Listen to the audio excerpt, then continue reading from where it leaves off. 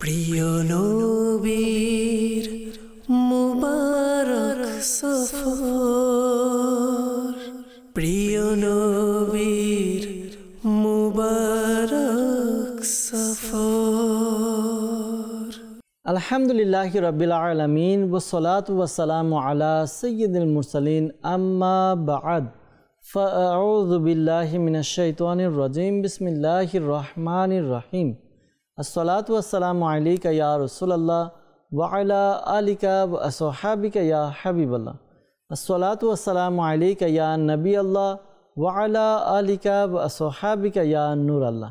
প্রিয় ইসলাম ভাইরা, মাদানী চ্যানেলের দর্শকবৃন্দ, আলহামদুলিল্লাহ আজ্জা ওয়া জাল আরও একবার আপনাদের নিকট উপস্থিত হয়েছি মাদানী চ্যানেল বাংলার ধারাবাহিক একটি অনুষ্ঠান নিয়ে, যার নাম হচ্ছে প্রিয় নবী সাল্লাল্লাহু আলাইহি ওয়াসাল্লামের মুবারক সফর।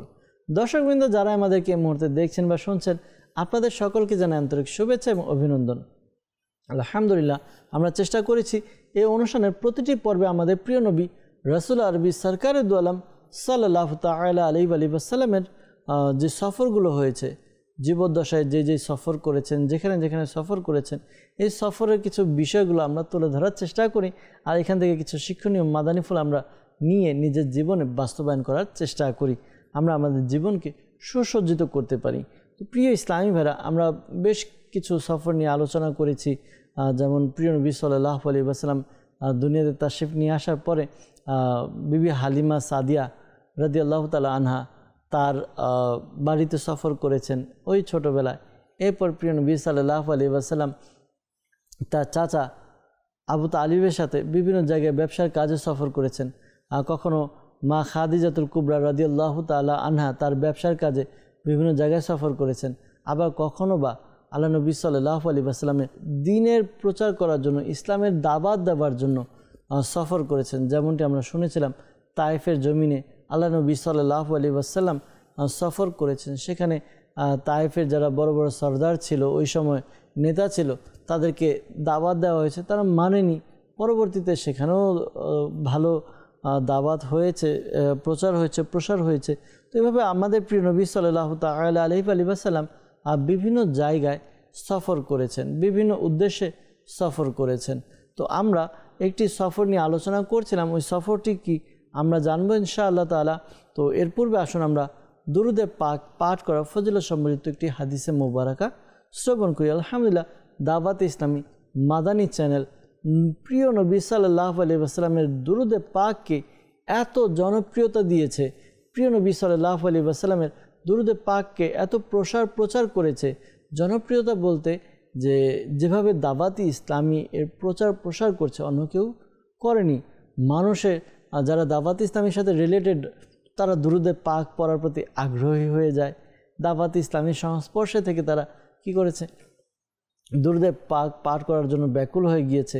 এমনি নর্মালি অতটা দুরুদে পাক তো পড়ার একটা, কিন্তু ব্যাপকভাবে প্রচার প্রসার ছিল না। দাওয়াত ইসলামী যেটা করেছে, আলহামদুলিল্লাহ, মাদানী চ্যানেলও এই বিষয়টি ধারাবাহিকভাবে বজায় রেখেছে। ধারাবাহিকতা, প্রতিটি অনুষ্ঠানের শুরুতে আলহামদুলিল্লাহ দুরুদে পাক পাঠ করানো হয়, পাশাপাশি দুরুদে পাকের ফজিলত বলা হয়। তো আমরা দুরুদে পাকের ফজিলত আসুন শ্রবণ করি। অসংখ্য ফজিলত, বেশুমার বরকত রয়েছে, অসংখ্য হাদিসে মুবারাকা রয়েছে। এমনকি দুরুদে পাকের ব্যাপারে আমির আহলে সুন্নাত দামাত বারাকাতুহুল আলিয়া কয়েকটি রিসালাও লিখেছেন আলহামদুলিল্লাহ। তো একটি হাদিসে মুবারাকা রয়েছে, প্রিয় নবী সাল্লাল্লাহু আলাইহি ওয়াসাল্লাম ইরশাদ ফরমান, যে ব্যক্তি জুমার দিন 200 বার দুরুদে পাক পাঠ করে, তার 200 বছরের গুনাহকে ক্ষমা করে দেয়া হয়। সুবহানাল্লাহ, একটু চিন্তা করুন, দিনের সরদার জুমার দিন সকল দিনের সরদার, আর এই দিনে 200 বার দুরুদে পাক পাঠ করলে 200 বছরের গুনাহকে ক্ষমা করে দেওয়া হয়। বাস্তবে কি এগুলো আমাদের জন্য রহমত স্বরূপ, এগুলো আমাদের জন্য দান স্বরূপ, এগুলো আমাদের জন্য বরকত স্বরূপ। আমাদের উচিত আমরা যেন হাদিসে মুবারাকা থেকে শিক্ষা নেই, আমরা হাদিসে মুবারাকাকে কাজে লাগাই। যে হাদিসে মুবারাকা শুনলাম, জুমার দিন নয় বরং অন্যান্য দিনও আমরা দুরুদে পাক পাঠ করি। আল্লাহ তাআলা আমাদেরকে তৌফিক দান করুক। আসুন আমরা অনুষ্ঠানের বরকতের জন্য একবার দুরুদে পাক পাঠ করি। সাল্লু আলাল হাবিব সাল্লাল্লাহু তাআলা আলা মুহাম্মদ সাল্লাল্লাহু তাআলা আলাইহি ওয়াসাল্লাম। দর্শকবৃন্দ, আপনারা দেখছেন অনুষ্ঠান প্রিয় নবী সাল্লাল্লাহু তাআলা আলাইহি ওয়াসাল্লামের মুবারক সফর। এই অনুষ্ঠানে আমরা আমাদের প্রিয় নবী সাল্লাল্লাহু আলাইহি ওয়াসাল্লামের বরকতময় সফরগুলো নিয়ে আলোচনা করার চেষ্টা করি। প্রিয় নবী সাল্লাল্লাহু আলাইহি ওয়াসাল্লাম যে সফর করেছেন সেই সফরগুলো তুলে ধরার চেষ্টা করা হয়। গত পর্বে আমরা শুনছিলাম প্রিয় নবী সাল্লাল্লাহু আলাইহি ওয়াসাল্লামের মদিনায় হিজরত, মদিনায় সফর, হিজরতের যে সফর ছিল ওই সফর নিয়ে আমরা আলোচনা শুনছিলাম। প্রিয় নবী সাল্লাল্লাহু আলাইহি ওয়াসাল্লাম কী করেছেন, নিজের ঘর থেকে বের হয়ে সর গুহা পর্যন্ত পৌঁছেছেন। আর এই সময় অনেক ঘটনা, যে ঘটনাগুলো ঘটেছে ওই ঘটনাগুলো আমরা শুনেছি আলহামদুলিল্লাহ আজ্জা ওয়াজাল। তো এই যে প্রিয় নবী সাল্লাল্লাহু আলাইহি ওয়াসাল্লাম নিজের ঘরে ছেড়ে, মক্কাকে ছেড়ে মদিনার প্রতি হিজরত করলেন, এর কারণ হচ্ছে কাফিরদের অত্যাচার, নিপীড়ন, তাদের যন্ত্রণা, তাদের ষড়যন্ত্র। আল্লাহ তাআলা অনুমতি দিয়েছেন, আল্লাহ তাআলার অনুমতিতে প্রিয় নবী সাল্লাল্লাহু আলাইহি ওয়াসাল্লাম সফর করেছেন। সফর করতে করতে তারা সর গুহাতে পৌঁছেছেন, 3 রাত অতিবাহিত করেছেন। চতুর্থ দিন আব্দুল্লাহ বিন উরাইকাত সে এসেছে উট নিয়ে, আর ওই উটের মধ্যে প্রিয় নবী সাল্লাল্লাহু আলাইহি ওয়াসাল্লাম একটি উটে উঠেছেন, আরোহণ করেছেন। আরেকটি উটে হযরতে সাইয়েদনা আবু বকর সিদ্দিক রাদিয়াল্লাহু তাআলা এবং তার যে গোলাম ছিল হযরত আমের বিন ফুহাইরা রাদিয়াল্লাহু তাআলা, এই দুজন একটা উটে উঠেছেন। আর ওই যে চাকর যাকে ভাড়ায় রাখা হয়েছিল পারিশ্রমিকের বিনিময়ে পথ দেখানোর জন্য, আব্দুল্লাহ বিন উরাইকাত, তো সে সামনে সামনে অগ্রসর হতে লাগলো। আর তারা সাধারণ রাস্তা ছেড়ে বরঞ্চ সমুদ্রের উপকূলের সাথে যেই রাস্তাগুলো, অপরিচিত রাস্তা রয়েছে, ওই রাস্তা দিয়ে সফর শুরু করেছেন মদিনায় যাওয়ার জন্য। এই পর্যন্ত আমরা শুনেছিলাম গত পর্বে। এরপর থেকে আমরা ইনশাআল্লাহ তাআলা আজকের আলোচনা শুনব। আজকের আলোচনায় আমরা ইনশাআল্লাহ তাআলা কয়েকটি মুজিজা সম্পর্কে শুনব এবং পাশাপাশি মক্কার যারা কাফের ছিল তাদের কি অবস্থা হয়েছিল, তারা কি করেছিল এবং মদিনার লোকজন তাদেরকে কিভাবে আপ্যায়ন করেছে, স্বাগতম জানিয়েছে, সেই বিষয়টি নিয়ে আজকে আলোচনা করার চেষ্টা করব ইনশাআল্লাহ আজ্জা ওয়াজাল। দর্শকবৃন্দ, যখন প্রিয় নবী সাল্লাল্লাহু তাআলা আলাইহি ওয়াসাল্লাম সফর শুরু করলেন, সমুদ্র উপকূলের অপরিচিত রাস্তা দিয়ে সফর শুরু করেছেন, আর এই দিকে মক্কার যারা কাফের রয়েছে তারা ঘোষণা দিল যে ব্যক্তি মুহাম্মদ সাল্লাল্লাহু আলাইহি ওয়াসাল্লামকে গ্রেফতার করে আনবে তাকে 100 উট পুরস্কার দেওয়া হবে। এই মহামূল্যবান পুরস্কারের লোভে অনেক লোভী লোকেরা তারা প্রিয় নবী সাল্লাল্লাহু আলাইহি ওয়াসাল্লামের সন্ধান শুরু করলো। আর কিছু লোক তো কয়েক মঞ্জিল পর্যন্ত পিছু নিয়েছিল, অর্থাৎ অনেকটা কাছাকাছি চলে এসেছিল। প্রিয় নবী সাল্লাল্লাহু আলাইহি ওয়াসাল্লাম কী করলেন, এগিয়ে যাচ্ছেন, সফর করছেন। তো এভাবে 2 দিন কাটানোর পর সফরের দ্বিতীয় দিনে কাদির নামক এক স্থানে উম্মে মাবাদ বিনতে খালেদ খাজাইয়া এর বাড়িতে গিয়ে প্রিয় নবী সাল্লাল্লাহু আলাইহি ওয়াসাল্লাম অবস্থান করলেন, বাড়িতে উঠলেন এবং সেখানে জিজ্ঞাসা করলেন। উম্মে মাবাদ ছিল, তো সে খুব দুর্বল এক মহিলা ছিল। সে তার তাঁবুর উঠানে বসেছিল এবং মুসাফিরদেরকে সে পানি পান করাতো। যে মুসাফিররা যেত তাদেরকে পানি পান করাতো, তো পানি দিত। প্রিয় নবী সাল্লাল্লাহু আলাইহি ওয়াসাল্লাম তার নিকট কিছু খাবারও ক্রয় করার ইচ্ছা করলেন যে আমি কিছু টাকা দিব। তখন তো দিনার আর দিরহাম ছিল, বর্তমানে আমরা তো বাংলাদেশে টাকা ব্যবহার করি। তো কিছু টাকা দিল, টাকা দিয়ে কিছু কেনার জন্য সে ইচ্ছা করলো, কিন্তু ওই উম্মে মাবাদ তার কাছে কোনো এমন জিনিস ছিল না যে তিনি বিক্রি করবেন। তখন রাসূল পাক সাল্লাল্লাহু আলাইহি ওয়াসাল্লাম দেখলেন যে ওই উম্মে মাবাদ তার তাঁবুর পাশে একটি খুবই শুকনো হাড্ডিসার ছাগল রয়েছে। তো এটা যখন দেখলেন তখন প্রিয় নবী সাল্লাল্লাহু তাআলা আলাইহি ওয়াসাল্লাম জিজ্ঞাসা করলেন যে এই ছাগল কি দুধ দেয়? তখন উম্মে মাবাদ আরজ করলেন যে না, এটা তো দুধ দেয় না। তখন প্রিয় নবী সাল্লাল্লাহু আলাইহি ওয়াসাল্লাম ইরশাদ করলেন, যদি তুমি অনুমতি দাও তবে কি আমি এটি দুধ দহন করতে পারি? উম্মে মাবাদ সে অনুমতি দিল। আর রাসূল পাক সাল্লাল্লাহু তাআলা আলাইহি ওয়াসাল্লাম বিসমিল্লাহির রহমানির রহিম অর্থাৎ বিসমিল্লাহ পাঠ করে যখনই তার হাত স্তনে লাগালেন তখন তার স্তন অর্থাৎ ছাগলের স্তন দুধ দ্বারা ভরে গেল, আর এত বেশি দুধ বের হলো যে সকলে পরিতৃপ্ত হয়ে খেল। আর উম্মে মাবাদ এর সকল পাত্র দুধে ভরে গেল। এই মুজিজা দেখে উম্মে মাবাদ এবং তার স্বামী উভয়ে ইসলাম ধর্ম গ্রহণ করে সৌভাগ্যমণ্ডিত হয়ে গেল। সুবহানাল্লাহ। প্রিয় ইসলামীরা, চিন্তা করুন, উম্মে মাবাদ প্রিয় নবী সাল্লাল্লাহু আলাইহি ওয়াসাল্লামের মুজিজা দেখে সে মুসলমান হয়ে গিয়েছে, সে তার ভাগ্যকে জাগ্রত করেছে ইসলামের ছায়াতলে এসে। বর্ণিত আছে যে উম্মে মাবাদ তার এই ছাগল, যেই ছাগলে প্রিয় নবী সাল্লাল্লাহু আলাইহি ওয়াসাল্লামের হাত মোবারক লেগেছে, এই ছাগল 18 হিজরি পর্যন্ত জীবিত ছিল আর সর্বদা দুধ দিতে থাকে। এবং হযরত উমর রাদিয়াল্লাহু তাআলা আনহুর খিলাফতের সময় যখন আমুর রিয়াদের মারাত্মক দুর্ভিক্ষ দেখা দেয়, তখন সকল পশুর স্তনে দুধ শুকিয়ে গেল, তখনও এই ছাগল সকাল সন্ধ্যা বরাবরই দুধ দিতে থাকতো। সুবহানাল্লাহ। চিন্তা করুন, আমার নবী পাক সাল্লাল্লাহু আলাইহি ওয়াসাল্লামের হাত মুবারক স্পর্শ হয়েছে, ওই জায়গায় কেমন বরকত হয়েছে। সুবহানাল্লাহ, সুবহানাল্লাহ। প্রিয় ইসলামী ভাইরা, উম্মে মাবাদ তার এখান থেকে প্রিয় নবী সাল্লাল্লাহু আলাইহি ওয়াসাল্লাম বিদায় নিলেন। যখন উম্মে মাবাদের ঘর থেকে প্রিয় নবী সাল্লাল্লাহু আলাইহি ওয়াসাল্লাম সামনের দিকে অগ্রসর হলেন, তখন মক্কার এক প্রসিদ্ধ অশ্বারোহী সুরাকা বিন জাহাশাম সে তীব্র গতিসম্পন্ন ঘোড়ায় আরোহণ করে পিছু নিতে দেখা গেল। পিছু নিল, কাছাকাছি পৌঁছে হামলা করার ইচ্ছা করলো, কিন্তু তার ঘোড়া হোঁচট খেলো আর সে ঘোড়া থেকে ছিটকে পড়ে গেল।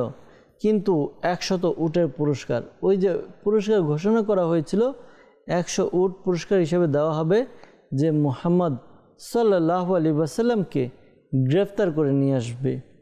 তো তার এই যে 100 উট পাওয়ার লোভ, তো তার এই লোভের কাছে এই বিষয়টি, এই যে পড়ে যাওয়া, ঘোড়া থেকে ছিটকে যাওয়া, এটা সামান্যই ছিল। পুরস্কারের লোভ তাকে পুনরায় প্রলোভিত করলো আর সে হামলা করার নিয়তে সামনে অগ্রসর হলো।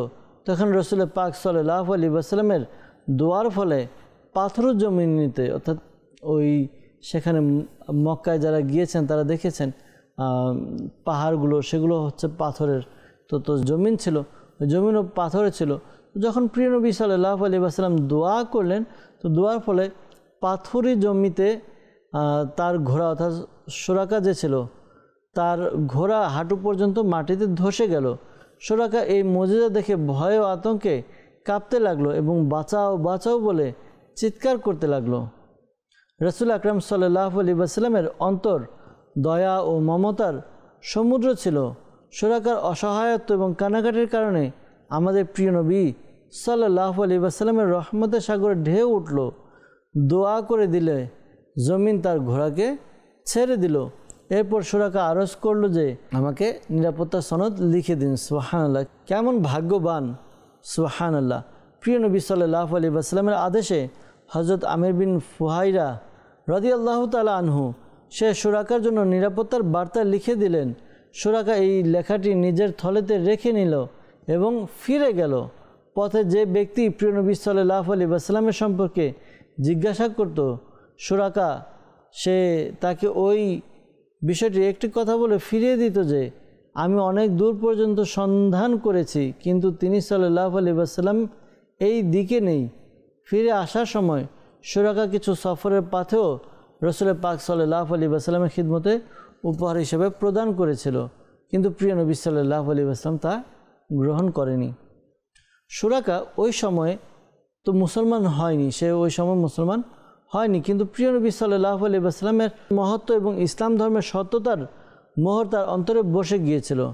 যখন প্রিয় নবী সাল্লাল্লাহু তাআলা আলাইহি ওয়াসাল্লাম মক্কা বিজয় এবং তায়েফ ও হুনাইনের যুদ্ধ থেকে অবসর হয়ে জিরানা নামক স্থানে আসলেন, অবস্থান করলেন, তখন সেখানে সুরাকা ওই নিরাপত্তার বার্তা নিয়ে নবুয়তের দরবারে উপস্থিত হলো আর আপন গোত্রের অনেক বড় দলসহ সে ইসলাম ধর্ম কবুল করলো। এই মাদানী চ্যানেল দর্শকবৃন্দ, যখন সুরাকা সে তার দলবল নিয়ে ইসলাম কবুল করলো, প্রিয় নবী সাল্লাল্লাহু আলাইহি ওয়াসাল্লামের হাতে বায়াত হলো, অর্থাৎ ইসলাম ধর্মে সে দীক্ষিত হলো। প্রিয় ইসলামী বেরা মাদানী চ্যানেল দর্শকবৃন্দ, প্রিয় নবী সাল্লাল্লাহু তাআলা আলাইহি ওয়াসাল্লাম সেখান থেকে মদিনার দিকে রওনা হলেন। আর প্রিয় নবী সাল্লাল্লাহু তাআলা আলাইহি ওয়াসাল্লাম যখন মদিনার নিকটবর্তী পৌঁছালেন, তখন বুরাইদা আসলামী বনি সাহম গোত্রের 70 জন আরোহী নিয়ে এই লালসায় প্রিয় নবী সাল্লাল্লাহু আলাইহি ওয়াসাল্লামকে গ্রেফতারের জন্য আসে, যেন কুরাইশদের থেকে ওই 100 উট যে পুরস্কার ঘোষণা করা হয়েছিল, এই পুরস্কার যেন তারা লাভ করতে পারে। কিন্তু যখন প্রিয় নবী সাল্লাল্লাহু আলাইহি ওয়াসাল্লামের সামনে আসে আর জিজ্ঞাসা করলো, আপনি কে? তখন রাসূল পাক সাল্লাল্লাহু আলাইহি ওয়াসাল্লাম বললেন, আমি মুহাম্মদ বিন আবদুল্লাহ এবং আল্লাহর রসুল। নবুয়তের সৌন্দর্য ও মহত্ব তার অন্তরে এমন প্রভাব সৃষ্টি করলো যে তৎক্ষণাৎ কালেমায়ে শাহাদাত পাঠ করে ইসলামের ছায়াতলে চলে আসলো এবং পরিপূর্ণ ভালোবাসা ও ভক্তি সহকারে এই আবেদন করলো যে, ইয়া রাসূলুল্লাহ সাল্লাল্লাহু আলাইহি ওয়াসাল্লাম, আমার আকাঙ্ক্ষা হলো মদিনায় আপনার আগমন একটি পতাকা সহকারে হওয়া উচিত। এটা বলে আপন পাগড়ি মাথা থেকে খুলে নিজের বল্লমের উপর বেঁধে নিল আর প্রিয় নবী সাল্লাল্লাহু তাআলা আলাইহি ওয়াসাল্লামের পতাকাবাহী হয়ে মদিনা পর্যন্ত আগে আগে চলতে থাকলো। অতঃপর জিজ্ঞাসা করলো, ইয়া রাসূলুল্লাহ সাল্লাল্লাহু আলাইহি ওয়াসাল্লাম, আপনি মদিনায় কোথায় নামবেন? রাসূল পাক সাল্লাল্লাহু আলাইহি ওয়াসাল্লাম ইরশাদ করলেন, আমার উট আল্লাহ পাকের পক্ষ থেকে আদিষ্ট, এটা যেখানে বসবে সেখানে আমার বাসস্থান। প্রিয় ইসলামী ভাইরা, এই যে সফর ছিল হিজরতের সফর, এই সফরের মধ্যে ঘটনাক্রমে হযরত জুবাইর বিন আল আওয়াম রাদিয়াল্লাহু তাআলা আনহুর সাথে সাক্ষাৎ হয়েছিল, যিনি ছিলেন রাসূল আকরাম সাল্লাল্লাহু আলাইহি ওয়াসাল্লামের ফুপি হযরত সুফিয়া রাদিয়াল্লাহু তাআলা আনহা এর সন্তান। তিনি সিরিয়া থেকে ব্যবসায়িক পণ্য নিয়ে আসছিলেন আর তিনি প্রিয় নবী সাল্লাল্লাহু আলাইহি ওয়াসাল্লামের খিদমতে কিছু উন্নত মানের কাপড় উপহার হিসাবে প্রদান করেন, যা রাসূল আকরাম সাল্লাল্লাহু আলাইহি ওয়াসাল্লাম এবং হযরত আবু বকর সিদ্দিক রাদিয়াল্লাহু তাআলা আনহু কবুল করে নেন। প্রিয় ইসলামী ভাইরা, প্রিয় নবী সাল্লাল্লাহু আলাইহি ওয়াসাল্লাম মদিনায় আসবেন, এই বিষয়টি মদিনাতে আগে থেকেই সংবাদ পৌঁছে গিয়েছিল আর মহিলা শিশু সবার মুখে মুখে প্রিয় নবী সাল্লাল্লাহু আলাইহি ওয়াসাল্লামের আগমনের চর্চা ছিল। তাই মদিনাবাসীরা তার দিদার করার জন্য খুবই আগ্রহী, ব্যাকুল ছিল। প্রতিদিন সকালে বের হয়ে শহরের বাইরে রীতিমতো অপেক্ষমান ছিল আর অপেক্ষমান হয়ে তারা অভ্যর্থনার জন্য প্রস্তুত থাকতো। আর যখন রোদ তীব্র হয়ে যেত, তখন হতাশা আর আফসোস নিয়ে তারা নিজেদের বাড়িতে ফিরে যেত। একদিন নিয়মানুযায়ী মদিনাবাসীরা নবী করিম রউফুর রহিম সাল্লাল্লাহু আলাইহি ওয়াসাল্লামের পথ দেখে ফিরে এসেছিল। হঠাৎ এক ইহুদি তার কুটির থেকে দেখল যে তাজেদারে মদিনা সাল্লাল্লাহু আলাইহি ওয়াসাল্লামের বাহন মদিনার নিকটবর্তী এসে পৌঁছেছে। সে উচ্চ আওয়াজে ডাক দিল যে, হে মদিনাবাসীরা, নাও, তোমরা যার জন্য প্রতিদিন অপেক্ষা করতে, সেই রহমতের খনি এসে গেছে। এটা শুনে সকল আনসার শরীরে হাতিয়ার সজ্জিত করে আর উন্মত্ততা এবং আগ্রহের সহিত ব্যাকুল হয়ে রাসূল পাক সাল্লাল্লাহু আলাইহি ওয়াসাল্লামের অভ্যর্থনার জন্য তাদের ঘর থেকে বের হয়ে গেল এবং নারায়ে তাকবীরের আওয়াজ সারা শহর প্রতিধ্বনিত হয়ে উঠল।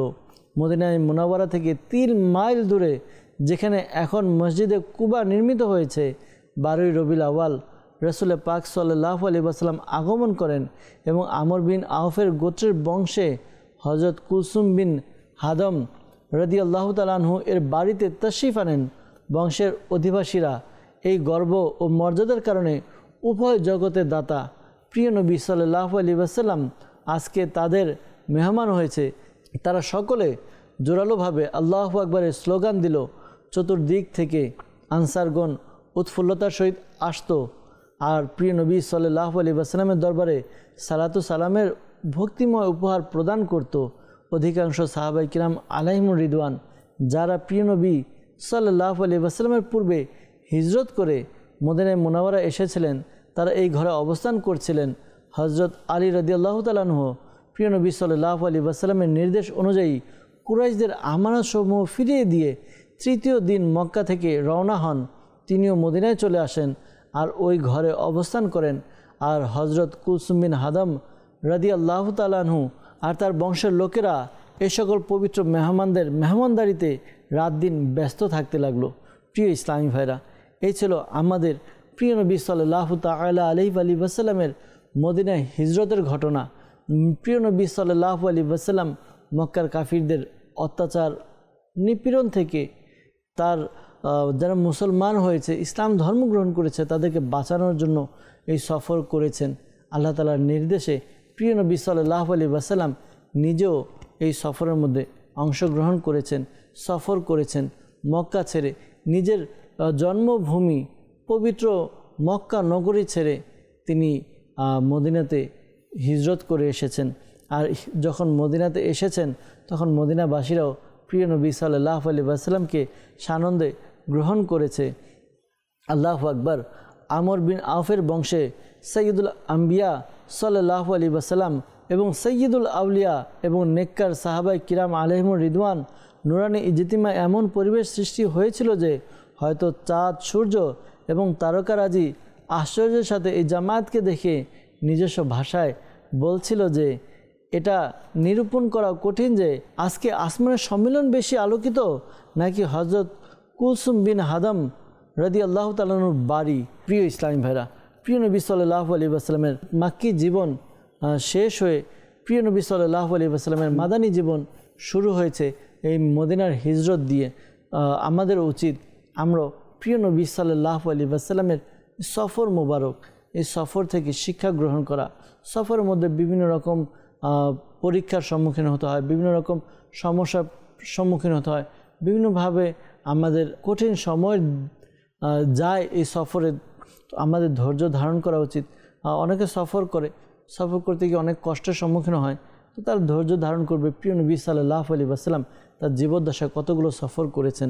আল্লাহ করিম আমাদেরকেও প্রিয় নবী সাল্লাল্লাহু আলাইহি ওয়াসাল্লামের জীবনী সফর থেকে শিক্ষা গ্রহণ করে নিজের জীবনে বাস্তবায়ন করা, নিজের জীবনে আমল করা তৌফিক দান করুক। আমাদের উচিত আমরা আমাদের জীবনকে নবী পাক সাল্লাল্লাহু আলাইহি ওয়াসাল্লামের সুন্নতের দ্বারা সজ্জিত করা। প্রিয় নবী সাল্লাল্লাহু আলাইহি ওয়াসাল্লামের জীবনী আমরা যেন অধ্যয়ন করি।